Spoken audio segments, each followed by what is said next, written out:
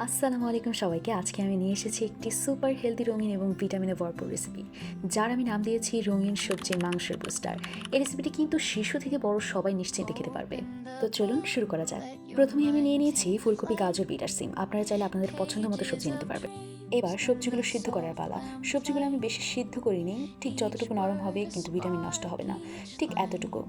এখানে একটা বিষয় খেয়াল রাখতে হবে, যে সবজিগুলো সিদ্ধ হতে একটু সময় বেশি নেয় সেটাকে প্রথমেই দিয়ে দিব, এবং যে সবজিগুলো একটু সিদ্ধ হতে কম সময় নেয় সেগুলো পরবর্তীতে দিব। সবজিগুলো সিদ্ধ হয়ে গেলে সুন্দরভাবে তুলে নিব। এরপর অন্য একটি প্যানে আমি সামান্য সরিষার তেল গরম করেছি। এরপর তেলে স্লাইস করা পেঁয়াজ এবং কাঁচামরিচ দিয়ে হালকা ভেজেছি যাতে সুন্দর ঘ্রাণ বের হয়। এর পরবর্তীতে পেঁয়াজ ভাজার পর আমি দিয়েছি মাংসের ছোট ছোট টুকরা। মাংসটা ভালোভাবে নাড়াচাড়া করে লালচে বা নরম হওয়া পর্যন্ত ভাজবো। মাংসটা ভাজা হতে হতে আমি অন্য একটি পাত্রে কর্নফ্লাওয়ার এবং পরিমাণ মতো পানি নিয়ে সেটা ভালোভাবে মিশিয়ে নিচ্ছি।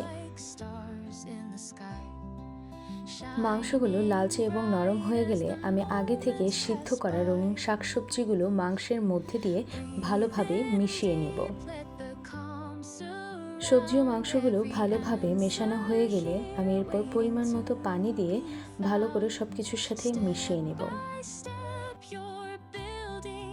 আমি এরপর লবণ এবং গোলমরিচের গুঁড়া দিয়ে দিচ্ছি। আপনারা চাইলে আপনাদের পছন্দ মতো মশলা অ্যাড করতে পারেন, তবে আমি এর বেশি মশলা অ্যাড করিনি।